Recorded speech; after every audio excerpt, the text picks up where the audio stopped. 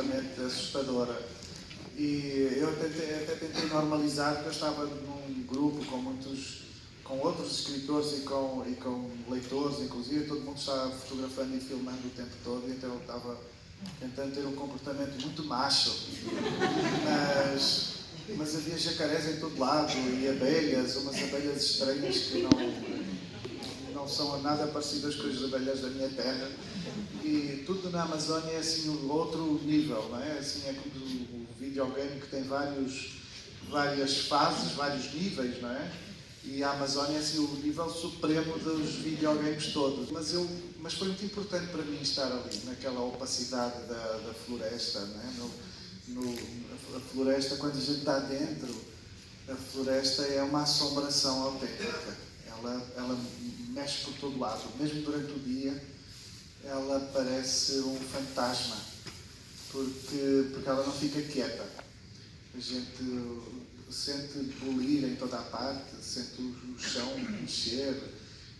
Eu perguntava lá a um senhor, o senhor andava descalço, nós tínhamos sido avisados para cobrir os pés, as pernas, os braços, exatamente para não sermos mordidos nem por mosquitos, nem por tarântulas, nem por escorpiões, nem por jacarés ou não sei o quê.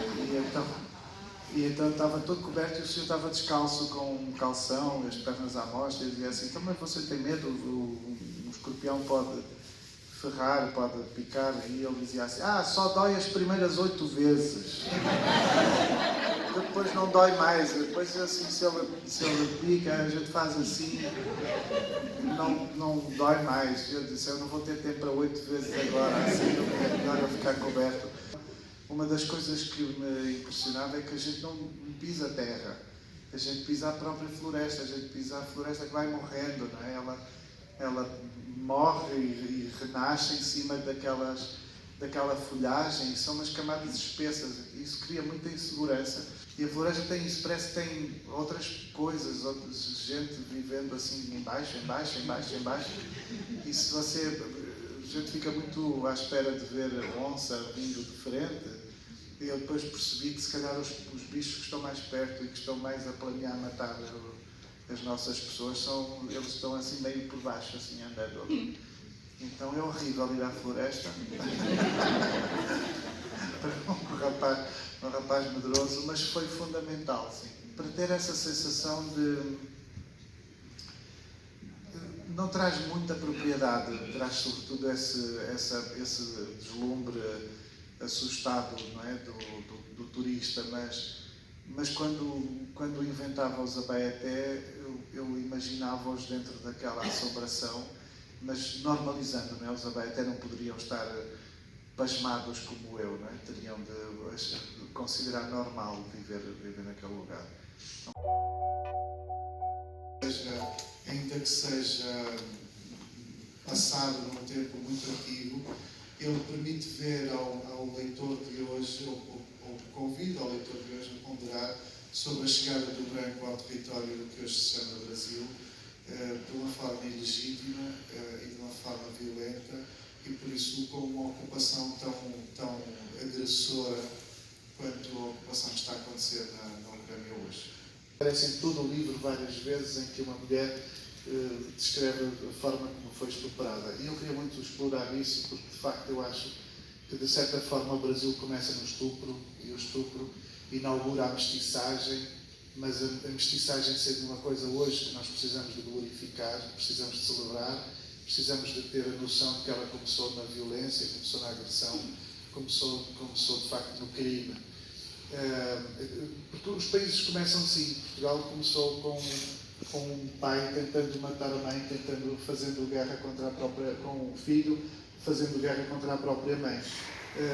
O Brasil começou de uma forma bastante mais violenta, mas os países começam de formas violentas, começam muito mal. O máximo que podemos fazer é que eventualmente não acabem, mas se tiverem de acabar, que acabem em bem. Não é? Os Abaeté são um povo muito gentil, que só odeiam quando tem que enfrentar, quando tem que se defender, e ele não. Ele é um jovem guerreiro que tem como único propósito, ele é tomado por uma fúria, por um ódio permanente, por um incômodo permanente de não se sentir, desse deslocamento dele, né, dele ser branco, em meio aos indígenas e tem como único objetivo na vida, né, encontrar esse pai, né, esse autor desse crime. E ele finalmente encontra um rapaz, um negro, um jovem negro fugido, escravizado, que fugiu no meio da noite. E aí tem aquele estranhamento inicial, mas eles se juntam, se tornam cúmplices, gêmeos, irmãos em fúria. São duas vítimas da colonização. Esse encontro no livro, né, do negro e do índio, isso em busca de para enfrentar um inimigo comum, que no caso é o branco, naquela época. Isso é o quê?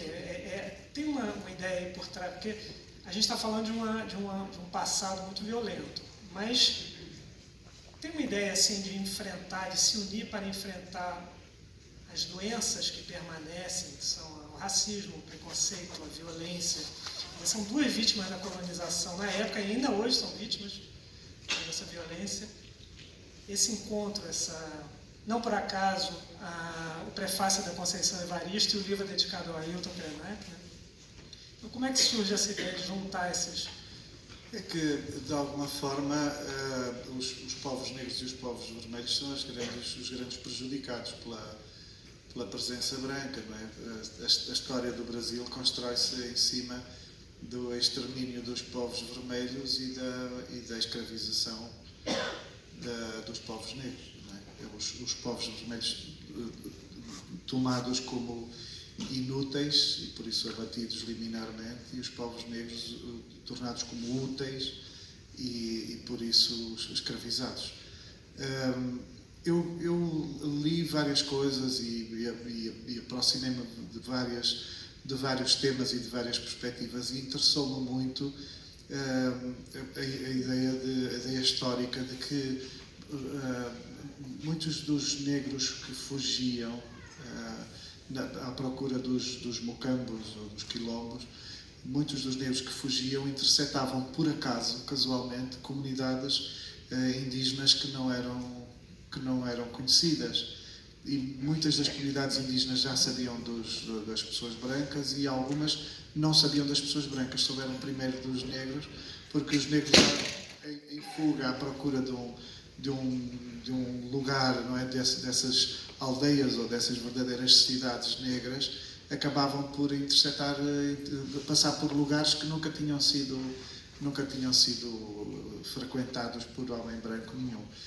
E reza a história que a maior parte das vezes, as mais das vezes em que os negros encontravam os povos indígenas, eram bem recebidos, ou seja, eram estranhados, mas havia uma propensão para que esse estranhamento produzisse paz, ao contrário do que acontecia quando os brancos encontravam as comunidades indígenas, que imediatamente eram vistas como uma ameaça, procuravam instrumentalizá-las, escravizá-las para a indústria que aproveitava a Europa, e na impossibilidade de os utilizar, digamos assim, de os tornar úteis, procuravam exterminá-los. E por isso a mim interessou-me muito esta ideia de que entre os negros e os vermelhos foi possível a paz.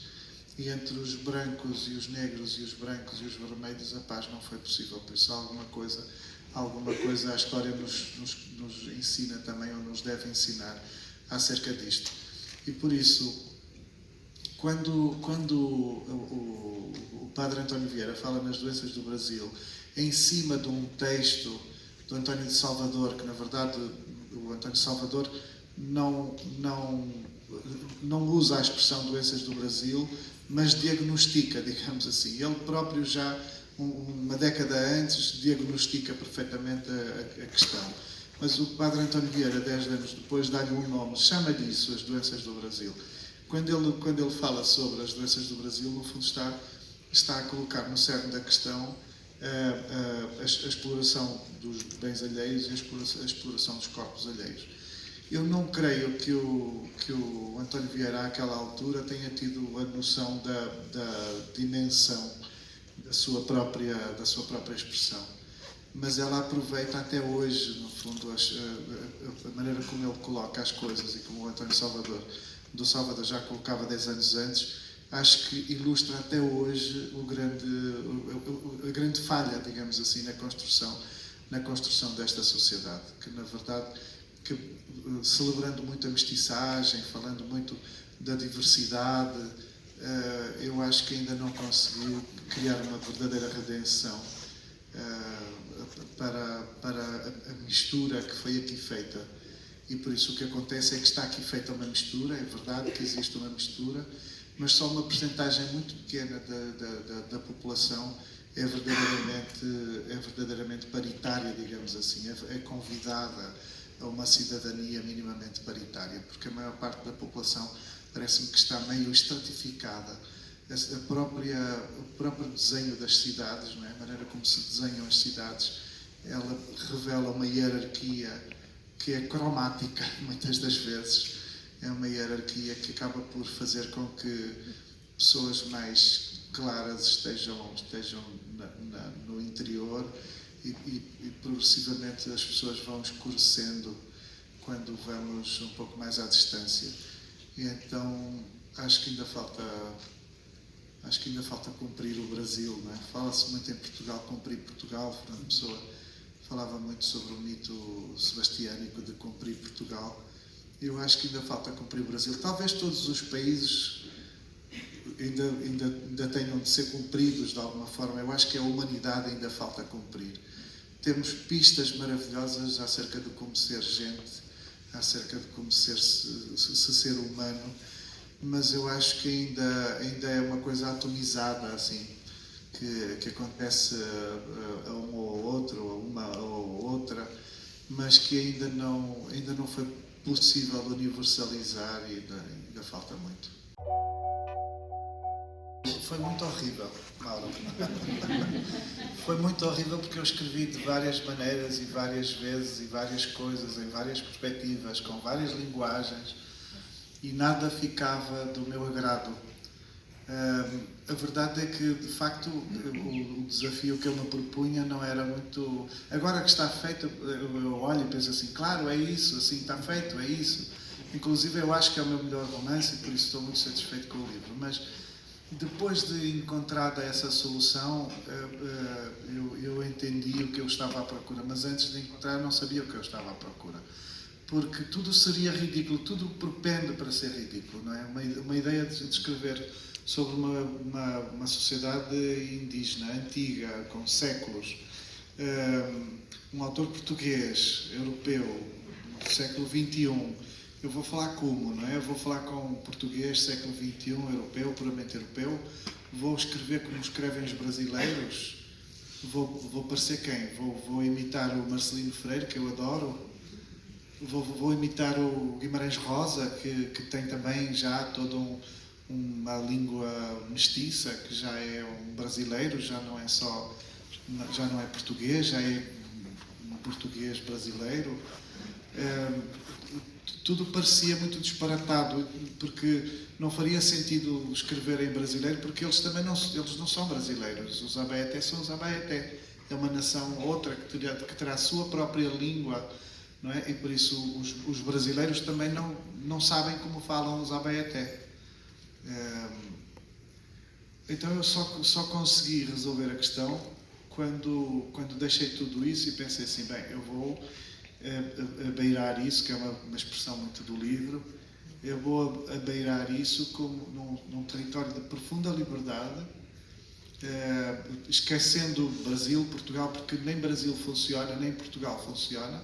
Os Abaeté são outra coisa, é outra nação, é uma nação da qual nenhum de nós sabe, não é?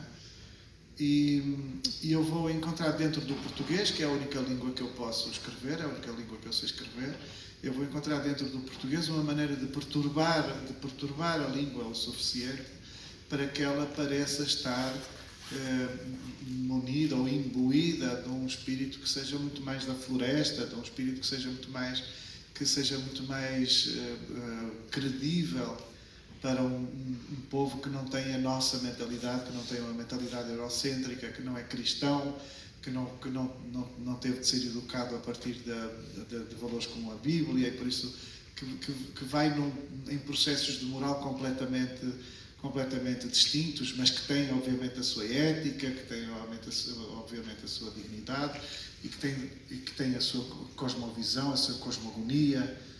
Então, a dada altura, quando eu comecei perturbando tudo, eu percebi o segredo estava em fazer um poema, não é? Utilizar a poesia. É o único segredo que o livro, em relação à linguagem, tem. É a poesia deixar fazer com que a poesia imagine tudo. E a poesia, ela difere de tudo. A poesia não é normal em coisa nenhuma. Nenhum poema é da sua própria língua. Todos os poemas são um pouco estrangeiros. Todos os poemas propendem a ser estrangeiros e por isso os poetas são cidadãos de países ou de planetas onde só existem eles. Nós podemos vislumbrar, mas eles estão absolutamente sozinhos no seu lugar. E eu acabei por deitar mão disso, eu acabei por ter essa arrogância de pensar, então vou escrever um livro de um planeta ou de um país onde só vou estar eu e as pessoas podem eventualmente espreitar um pouco, não é? Através da leitura. Eu acho que o meu livro é bastante espiritual e é por causa daquilo, é exatamente por causa da experiência que eu tive com os anancés, que não estavam ali sozinhos, eles estavam mais do que eu, mas subitamente pareciam de facto uma multidão puxada até ao infinito. E eu queria que o livro tivesse sempre essa companhia infinita. Os abaetés têm sempre como respaldo uma coisa que vai um pouco até ao infinito. Depois, a sua primeira pergunta foi sobre a questão da linguagem, do medo, né, de se apropriar da linguagem. E depois tem isso. Há várias nações indígenas que têm a convicção de que a palavra é ela mesma criadora. E que ao dizerem um determinado vocábulo, o vocábulo em si produz aquilo que diz. Então o vocábulo, a palavra, tem um poder, digamos assim, que é o de fazer. Dizer é igual a fazer alguma coisa. Por isso dizer provoca a feitura de alguma coisa, leva a um resultado que é materializado, que é material, que é físico. E por isso que se vai presentificar em qualquer instante. Então é inevitável que a língua que falamos, nesta perspectiva, será inevitável que a língua que falamos produza uma coisa e que outra língua que outros falam poderá produzir outra coisa. Por isso, cada povo matura a sua língua com um objetivo ou com uma construção específica. E isso é uma coisa que me interessa muito enquanto escritor. Há povos que têm línguas mais amáveis e há povos que têm línguas menos amáveis. Há povos que têm línguas mais racistas, se você quiser. Há povos que têm línguas menos racistas, mais misóginas ou menos misóginas. Por exemplo, no romance anterior, Os Homens Imprudentemente Poéticos, que é ambientado no Japão, eu não digo a palavra não. Nunca escrevo a palavra não. Porque ainda que os japoneses tenham o vocábulo, eles não o usam no cotidiano. Porquê? Porque eles tingiram a sua língua, o seu linguajar, tingiram de uma gentileza que elimina esse vocábulo que é muito terminal, que acaba por ser muito agressivo. Então eles usam formulações que são umas negativas amenas, são umas negativas meio gentis. Eles estão negando na mesma, mas negam como que se estivessem a pedir a você mesmo que entenda que não vai dar. Que não é bom pedir isso, que isso talvez não seja bom que aconteça. E isso faz com que a língua japonesa esteja a progredir, efetivamente, para uma gentileza que, por exemplo, a portuguesa não progride. Nós, inclusive aqui no Ocidente, somos um pouco incentivados a dizer que não, a usar o não como um poder, como algo que estabelece o poder sobre nós mesmos, a autoestima sobre nós mesmos, e que faz com que nós estejamos a definir uma individualidade, uma personalidade exuberante e magnífica. É curioso, não é? Que de repente vemos uma cultura como a japonesa, que é uma das culturas que melhor está a definir a gentileza, e eles fazem exatamente o oposto, porque eles primeiro concebem a sua identidade como uma coisa coletiva e só depois de se verem como coletivos é é que afunilam para a individualidade.